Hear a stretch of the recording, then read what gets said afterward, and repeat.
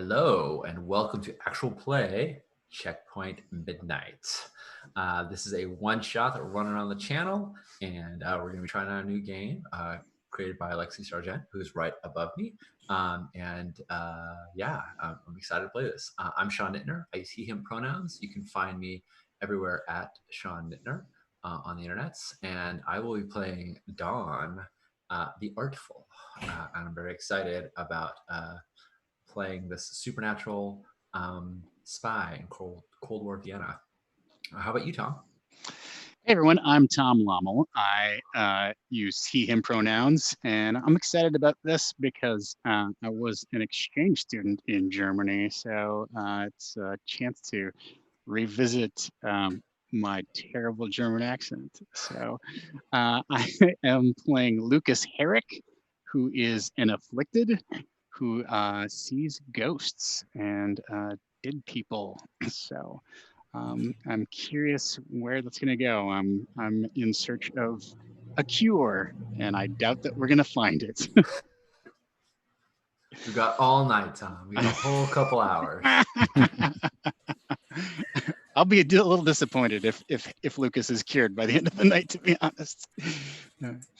I don't remember who's next around the horn. I don't have the Twitch thing. Sophie is next up. Sophie, yes. I'm sorry about the grimace. My name is Sophie. I am going to be playing Leora, who is a sort of supernatural creature, a daughter of the Queen of Night. And I'm a bit of an operator and hustler in Cold War Vienna. Fantastic! Thanks all for joining to play. I'm excited to learn a little more about these characters and then to see them in action. So I'm Alexi, he, him. You can follow all of my gaming endeavors online at Cloven Pine Games. That's my game design handle. So follow Cloven Pine Games on Twitter and check out my free games on itch.io. This game, Checkpoint Midnight, is born out of an interest in urban fantasy, in spy fiction, and in fantasy and folklore. And so I'm trying to bring all of those things together. So Checkpoint Midnight, the premise is that the Allied powers have carved up Austria after the Second World War. Now the storied city of Vienna is officially divided into zones administered by the Soviets, the Americans, the French, and the British. But the true lines of the city run deeper, written in magic and blood. You know what strange things lurk in the city's shadows because you're one of them. So you, my lovely players, are freelance operatives in a city marked by war and division. You're secret supernatural beings in a world of danger and espionage. You're spies in Cold War Vienna. And this is a story of you pulling off high-stakes missions and juggling conflicting loyalties. So I'm really excited to be playing this.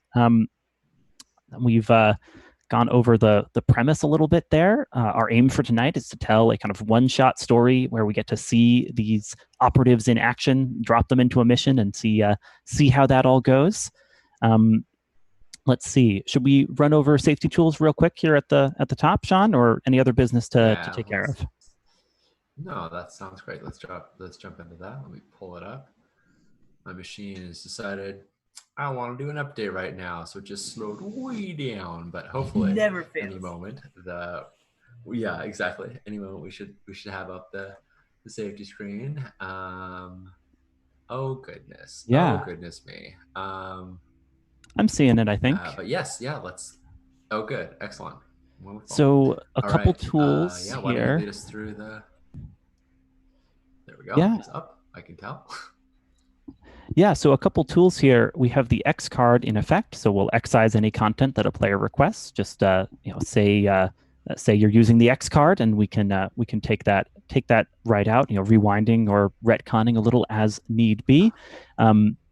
We also have some lines and veils. So this is content that either we have a line on it, it's not going to come up in the game, or we have a veil over it. Should it come up, we will fade to black or cut away the veiled content might exist in our city, in our characters' past, but it's not something we're going to be focusing the camera on during our game tonight. And the open door policy is also in effect, so folks, you can make use of that if you need to, right? Though I think we also have some scheduled in breaks for during our game. All of that clear? Everything makes sense? Thanks so much for adding in some lines and veils while we were prepping. Yeah, absolutely. And I would just like to add the caveat that we can always add anything to there. We can add lines and veils if they come up. If we realize, oh no, I didn't think about that, but I don't want to do it. And finally, that the most important safety tool is that we all care about each other's well-being. And so, if someone says no, let's not do that, we can communicate in any way. In addition to these tools, they're just one example, not the only example. So right. Right. We're all gonna love and respect each other, and not do stuff we know is gonna upset someone. So. The tools are not exhaustive. They're just examples of ways we can live out that general, taking care of the table ethos. Exactly. I also realized I failed to do something as host. I apologize, everybody, and I apologize, Lexi, for breaking this up. But as a reminder to everybody, if you don't know already, all of the proceeds from the channel are being split between Black Lives Matter and the Trans Legal Defense Fund. So if you sub or cheer, that's where those funds will go. If you want to donate directly, if you want to donate directly for any reason, that's wonderful as well. And if you would like to do some good things in the world, but you are not in a financial position to donate, I'll put a link of a few actions you can take as well. Another non-exhaustive list, but a good one to start with.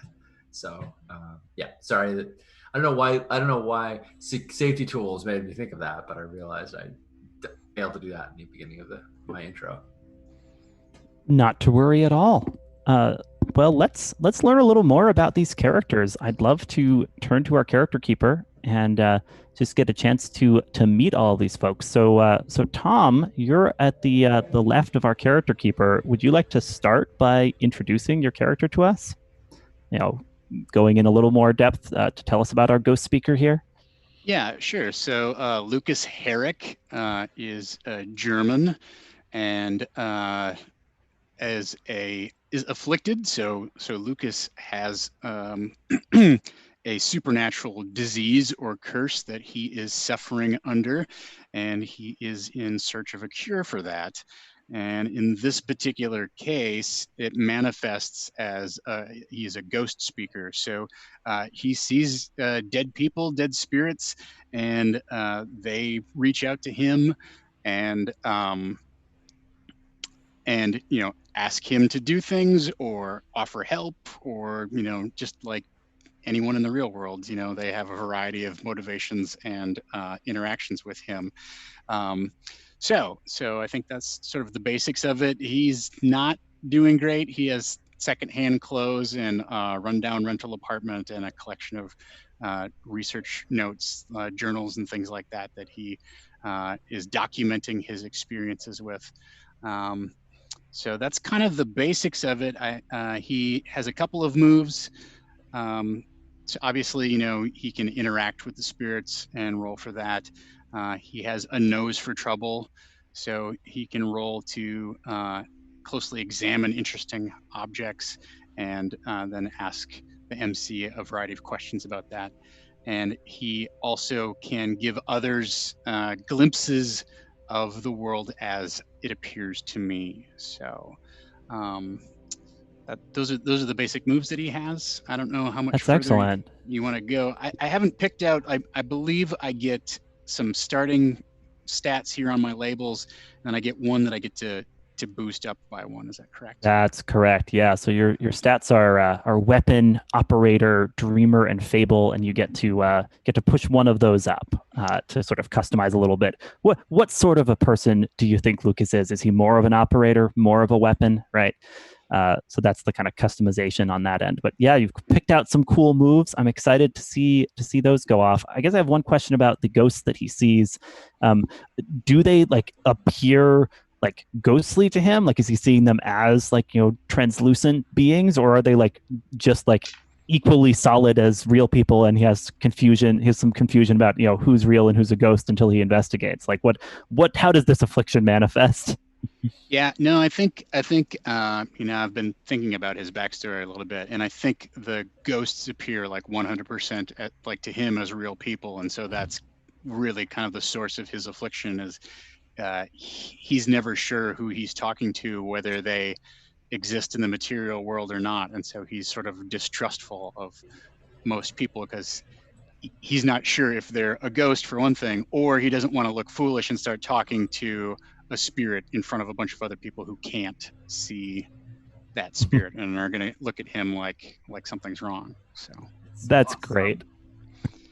And just to be clear, like the weapon stat is -1, right? I don't have a +1 in that. What I have here is yeah, that's correct. Okay. All right. As the afflicted, you're not necessarily much of a weapon unless you choose to to boost that up. Really work at it. Sure. All right. Sounds good. Great. So you see all these ghosts. It's a problem. Occasionally, it provides useful insight, though, right? You're able to like sell your services to people who want to learn things about the city that can only be learned by talking to the dead. Let me ask if you've been able to think about that contact question from your backstory, because that gives me some NPCs to play with. For the afflicted, it says someone prominent in the city hired you to use your abilities to solve a mystery for them. Who are they? Did you succeed or fail? Any thoughts on that, or do you want me to come back around on that one?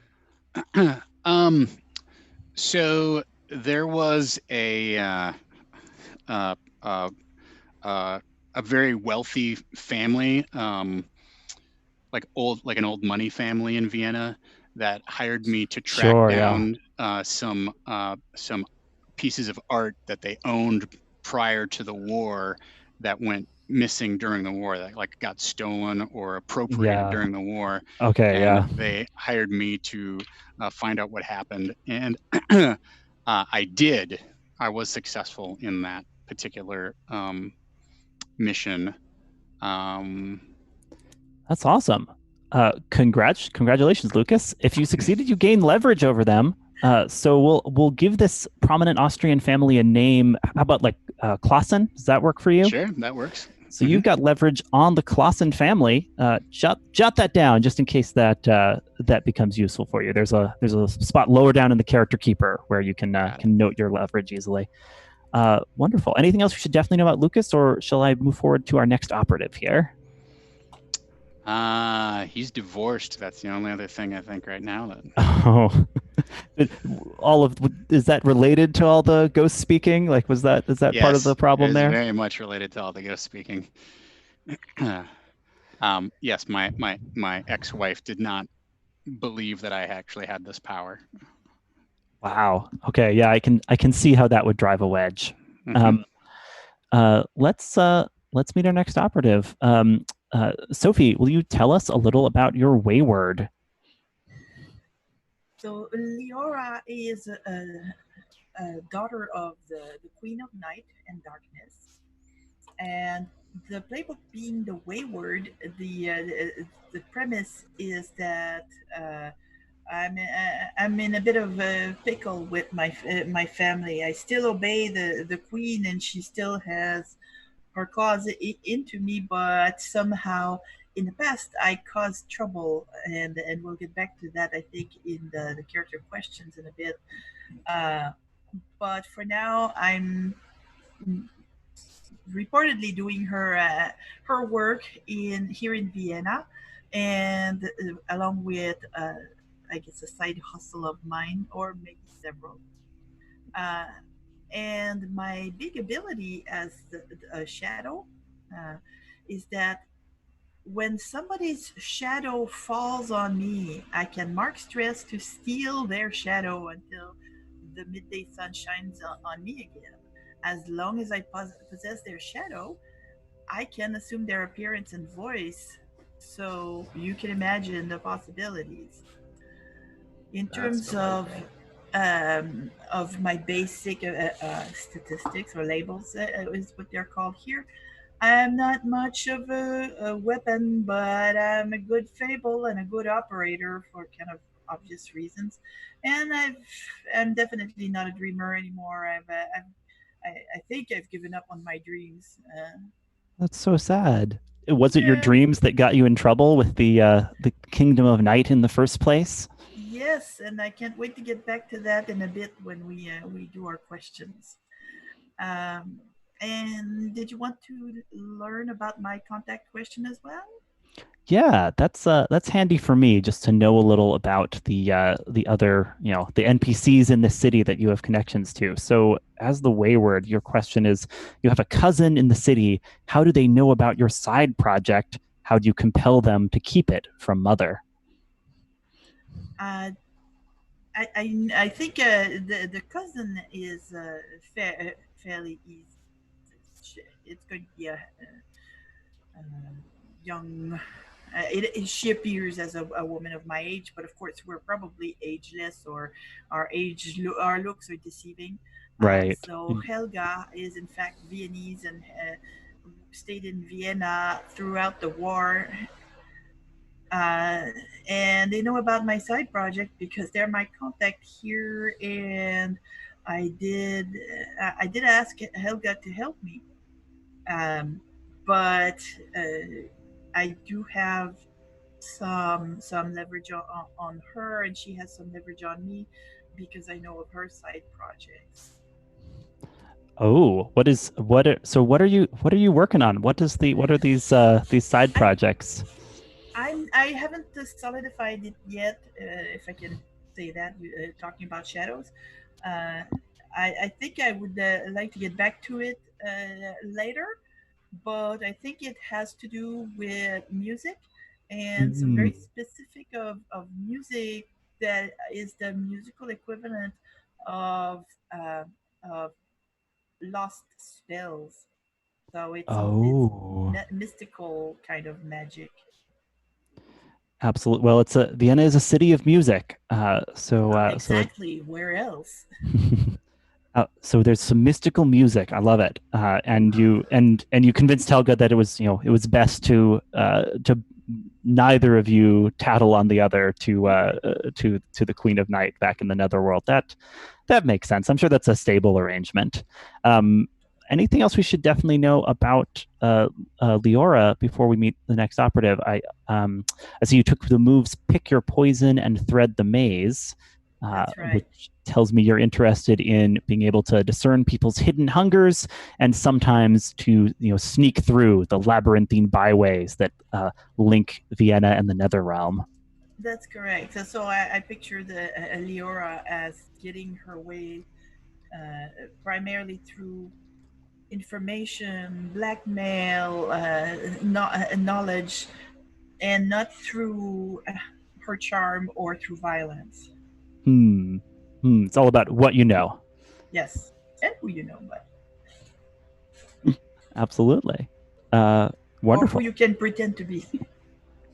That is a cool aspect of being the shadow.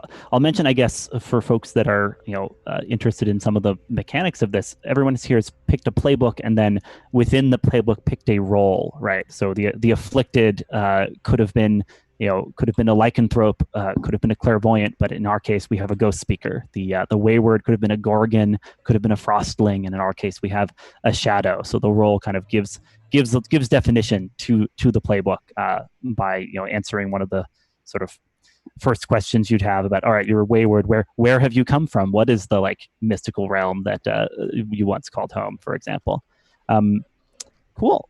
Sean, are you up to tell us about your character? Yeah, absolutely. Tom and Sophie, I plan on being a player vampire and leeching off of both of your backstories, if that's okay. So if I end up sinking my character's hooks into anything that you don't want touched, please let me know, and I'll find different hooks. So Dawn is ironically named because she always stays up late and wakes up late, so she never sees it. But Dawn is an artful. She is just blessed with incredibly good luck. She is both an amazing artist. She is a painter who inspires people to they just feel like compelled and drawn into her work. And so she's this amazing painter. She just sort of seemed to acquire this skill like out of nowhere. She didn't take a lot of formal lessons. She just one day sort of showed up on the scene. She's also an ex-World War II paratrooper that was unparalleled in her ability to fall out of a plane and never get hurt and always make her way into infiltrate whatever the base was and make it out, generally without a scratch on her. And largely this is because she has been working for a fey creature that she only knows as Helga. Helga is her patron and gives her all of her powers. And she can call upon Helga to get her out of a pinch, to help her out whenever needed. And she has been working on a project for Helga to create this amazing art that would be a muse for musicians. So it's this sort of this synchronicity that Helga wants to achieve, that this all these amazing pieces of art, and the idea is that she has to create this beautiful piece that will then inspire a musician to reach their the peak of their capacity, to make their opus. And so she has been making these pieces for Helga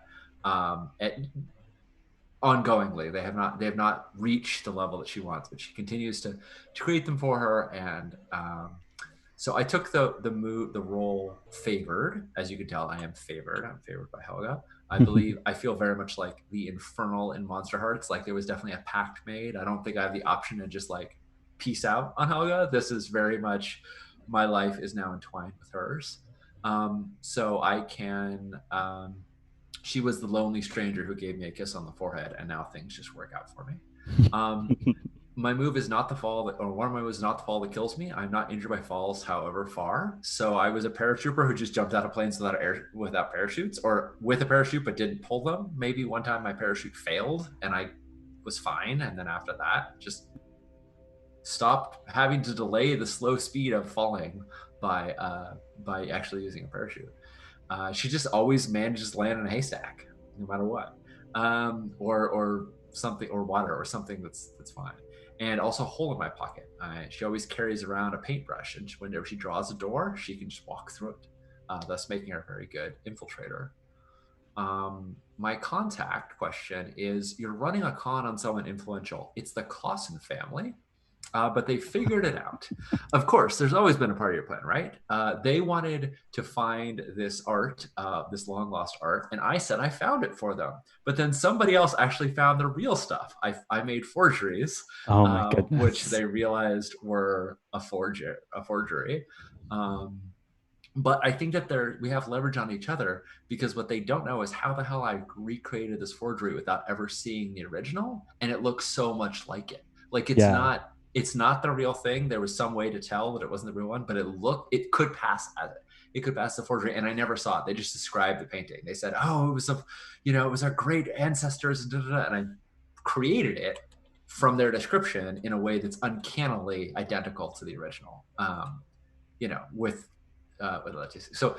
So they have some curious, like, did I see the original? How did I know? Thus, we both have leverage on each other.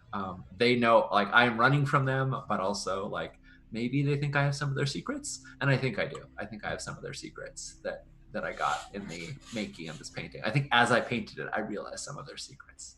Oh, that's fantastic, because it's like a painting depicting the history of the family in some way, or some great incident from the past of the Clausen family, perhaps how they supposedly made their fortune. Exactly. And I think I know that there were some lies in that painting. Some embellishment to what happened in medieval Habsburg Vienna when the Clausens rose to prominence. Yeah.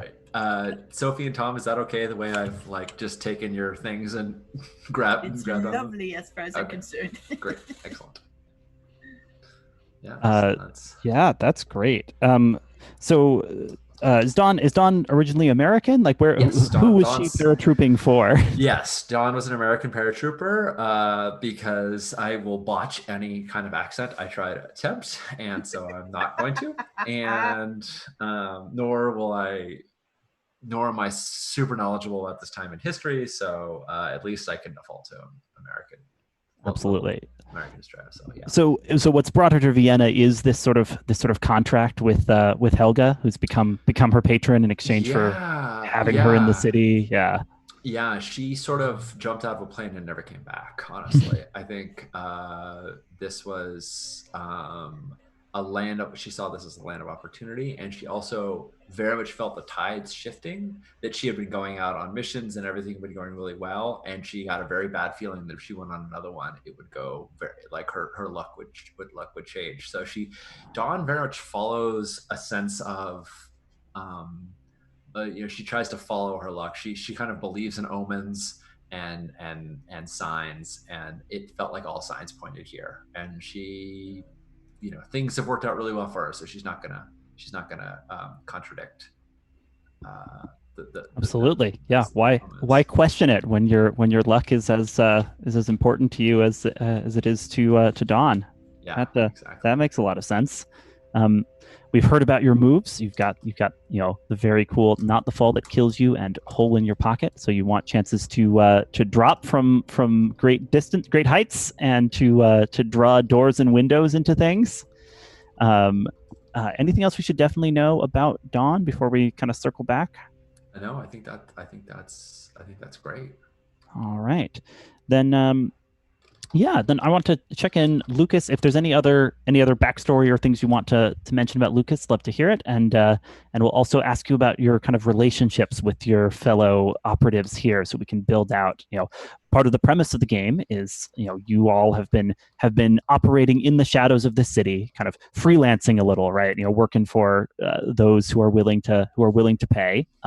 In a campaign of Checkpoint Midnight, you would become more and more entangled with the great powers who are trying to, turn you into their assets. But we'll see if you notch any entanglements tonight. That depends on how much XP gets racked up and how many misses get rolled. But you've operated together, right? Like you know these other operatives enough to kind of have a sort of professional relationship. Friends, frenemies, collaborators. They're not strangers to you. We're not going to begin with you all meeting in a cafe. We're going to begin with your as a team embarking on a mission. So that was all preamble to, I guess, checking in on the relationship questions or anything else that we definitely want to hear about Lucas. So what do you think? So just to kind of round out the backstory stuff here, after my son was born, the ghost of my childhood sweetheart started appearing to me and asking me to investigate what happened to her mother. And my wife at the time did not understand what I was talking about or why I kept going on, about my childhood sweetheart. And essentially we ended up parting ways, because she was angry and jealous of this thing that I could not explain nor control. So that was 3 years ago, and I came to Vienna to seek psychiatric treatment in the hopes that my curse is something that it exists in my mind rather than something that's an actual supernatural power, although that's probably more of a hope than it is a conviction. And so I kind of thread the line between seeking conventional treatment, and now I think at 3 years in, I've sort of accepted the fact that if I have a supernatural disease, I need to find someone who is a supernatural doctor or can treat it using supernatural means. And so I'm looking for a woman named Anya Papa, who is a supernatural healer who uses a combination of psychedelic drugs and electroshock therapy to cure quote unquote unconventional afflictions. So that's Lucas's kind of, if you're going to be afflicted, you definitely got to go deep on the tragic backstory, right? Oh yeah, absolutely. Unconventional afflictions call for unconventional cures. The other name I'd love is this childhood sweetheart's ghost that apparently is haunting you, amidst the ghosts in the city. Yeah, I mean, I guess I haven't really I didn't think about whether that was still currently happening or not. Okay. I don't know, like my inclination is once I left once I left Germany, like I didn't think that she would follow me. So Oh, okay. Yeah, you're pretty sure. You're pretty sure that ghost is in your past, no longer going to cause any problems for you. no, I think she's still around. It's just that she couldn't follow me to Vienna, right? So if I go back to my hometown to see my ex-wife or my son, then I probably have a pretty strong conviction and probably a pretty strong fear that I'm going to start seeing her again and again have to answer these relentless questions about trying to find out what happened to her mother during the war. So I think it's unfinished business that I am also trying to escape here in Vienna. Like hopefully I can get a cure so that I can go back and make amends with my wife and not have to confront my childhood sweetheart. And Tom, to you, a cure in Lucas's mind would be to no longer see ghosts, or would it be to be able to distinguish them between the living and the dead? Or is that unclear? I think at this point, like he just does not want to interact with them anymore. Like he's got enough stress and strain trying to manage his own life here in the material world to constantly be leaned upon for the unfinished business of the dead. Is he's like, your problems are actually over. Like I don't need to, like, don't make them my problems now. Like I'm alive, I'm trying to live my life. I love the possibility of eternal torment for Lucas. That and I just throwing this out there, Tom, because it seems like it's your jam. Is that I think if he died, there's a distinct possibility that he might be a dead who could interact with the living, and thus never really be freed from this tormentuous state. Like you're dead, but in many ways it might not really free you from this sort of torment of being in both worlds. Same status quo, just on the other side of the veil. Yeah, right. I don't know. I don't want to speak for your character, but I can imagine a particular version of hell in which death looks a lot like life for you. Yeah, probably. I mean, will Lucas ever find happiness? It doesn't seem likely. So on that note, I named my sweetheart Petra. Okay. All right. Very good. On that note, let's look at your relationship questions. I think the first one is really interesting in light of what we've just discussed, which is blank might be worse off than you. Why are you drawn to them despite your better judgment? I think that's probably Leora. She seems worse off than me. As an exile from her kind of place of origin? Yeah, I mean, at least I'm living in my own world, right? Like I understand the rules here, or at least I think I do, right? Like I know how to navigate the common people. And I think kind of what draws me to her is that she's better at navigating the social scene than I am. So I think that's one thing that like ties all three of us together is that the social underworld, if you want to describe it as such, is our way of making contacts and furthering our own goals. And we found that we can do that better together than we can maybe individually, but Leora is better at it than I am.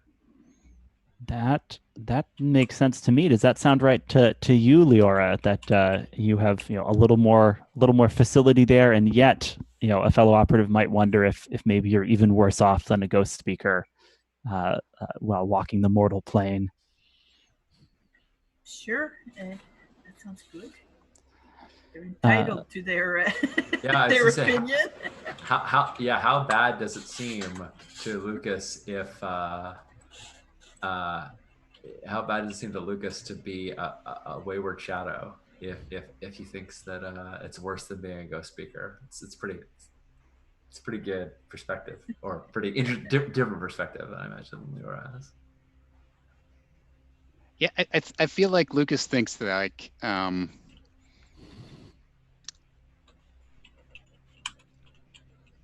don't know. I'll reflect on that, but I think there's something about just like I said, like at least I'm still in my element, even though like I'm being pushed out of it because of my affliction. Like I can get back. Like there's a path to redemption for me. Whereas Leora is an exile. She's stuck in this world of a bunch of normies, right? Mm, And can't go back to her her her community. cool. Yeah. Let's look at your other relationship question. Blank is too interested in your curse. What angle do you think they're working? So it seems like probably Dawn is the one we're slotting in there. What do you think is going on with that, Lucas? Well, because we have both worked for the Clausen family, I think that like I just don't trust Dawn because she's too charismatic and she's too good looking and things come too easy for her. Mm, And I think that I threaten her because like I found a way to like undo her scam. I think we both Um, arrived like, I got your painting right here, right? And you had You the know- real one. I had a flash on something that like I located art not just for the Clausen family, but for another family. And it Mhm. turns out the other family is the one that like you had created all the forgeries for. Okay, nice. mm, I mean, and it could also be the Clausen family, like it could be a mix of both. Mhm. And so one of the reasons that the Clausen family has like you have leverage over them is because they referred you or they got referred to they referred that other family to like the two of us and you they only found out that the forgeries were the ones that you had handed over to the Clausen family. And so they know that this other family has these forged paintings that you Yep. did, but they haven't told them. Mhm. It would Like be you very could, socially awkward if that came out because yeah, we exactly. were, They've inadvertently facilitated passing on your fake goods. yeah. I love that there's a whole comedy of manners going on amongst our NPCs about Yes. their I maybe mean, forged paintings. it's so real. You refer somebody to somebody and say, "Oh, this person's amazing. They're wonderful," and then you find out that they scammed you, and then like you can't tell your friend, but also maybe potential rival, "Oh, whoops, I was scammed by them," and also maybe you're like, "Yeah, let them get scammed too," right? Like it's a great. I think it's a real good tension there. What angle do you think that that Dawn is working with regards to your curse, Tom? Um, I think you are trying to find a way to, because you created this. I think so. The secret here that you came up with was you created a painting that had something to do with the Clausen family that you shouldn't have known. Mm-hmm. And I think you shouldn't have known that because I was the one who talked to like one of their ancestors or whatever, their deceased relatives, and found out about it. So I was the one who fed you the details on the painting. Got it. Love it. And so you're actually like, you think this is a great angle. Like, let's go talk to some more people and like run this scam again because the Clausens aren't going to dish on it. And like, that Yeah. just gives us, and meanwhile, And we I'm never like, need to no, I don't find want the to talk to paintings. anybody else. Like, stop trying to get me to talk to all, Oh, like, I love it. I'm dragging you back to the ghost. Where's the ghost? I can't see him. Tell me. They got to be around here somewhere. yeah. That's great. And That's so great. you're not actually that interested in me like fixing my curse because you don't see it as a curse. You're like, great, like you can pump these spirits for information and Yep. like get dirt on the living that maybe those ghosts don't actually care about or they want to get revenge on people. Yeah. Like you see it as a huge advantage because there's no downside to any of your powers. Yeah. I think Lucas is good at seeing pain and does see a tinge of desperation in Dawn. That it's like she plays it all. This is good. This is all great. But there is a clock ticking for her of like she has to create a masterpiece at some point, and the only way she's going to do it is by hearing these amazing stories. The more amazing, the more grandiose the story is, the better the piece that she's going to create. But like, yes, I think on the surface she seems very, oh, this is great. Yeah, this is wonderful. I wondered too if there's any kind of motivation for her, like regret over her having natural talent. Mm-hmm. And that like if she could actually locate the spirit of like a true like master, like a Renaissance master or somebody like truly talented, and then like take a lesson through me, like, vicariously or whatever, like track down that person that would enable her to like actually like take her talent to the next level, like absolutely. legitimize it, right? Very Yeah, cool. I think so. Yeah. All right. One last thing here for Lucas. You're under leverage here. It says your affliction can hold you back, but you'll need others if you are to defeat it. Give leverage to half the other PCs rounded up. So which of the other PCs do you think holds leverage over you as far as you needing other people to deal with your affliction? To deal with my affliction, so I think Dawn probably has leverage over me, but I think I need Leora to. I don't know if this is going to fill in the blanks too much, but I think I need Leora to keep me supplied with the poison of my choice. I think so too. Okay.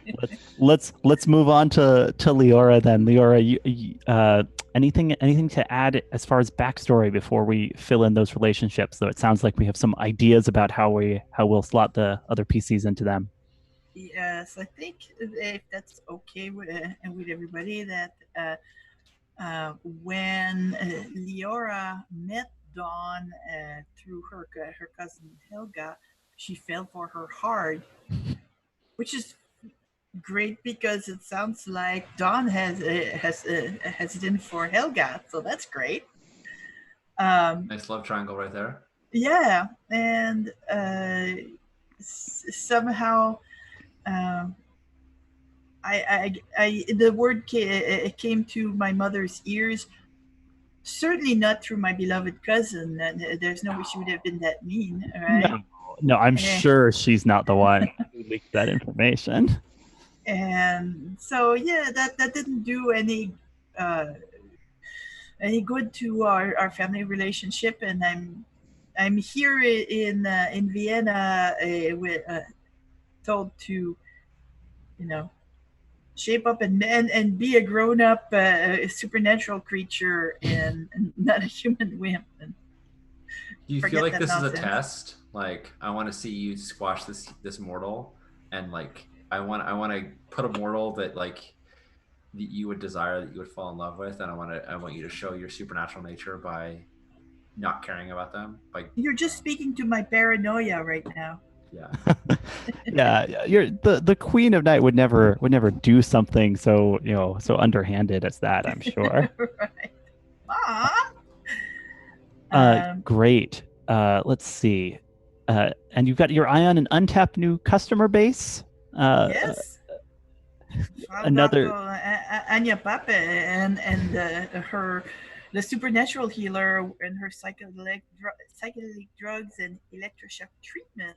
She's gonna need help.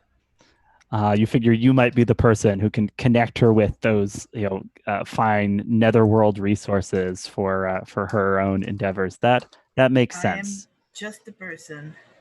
And you just need to prove to her that's the case. I take it. Yes, and I think with just listening to the backstories, the relationship questions filled themselves very easily. I think that I keep Lucas supplied with their poison of choice, and that something about Dawn keeps life in this world more interesting than back home. Mm-hmm. There's a brightness there. It sounds like. Yeah. Well, in some twisted way. What's the poison of choice you're thinking? Is this something from your home world that you're bringing to Lucas, or what are you picturing? I think those are some of those. Actually, it's probably Nepenthe to help him forget. Maybe microdosing.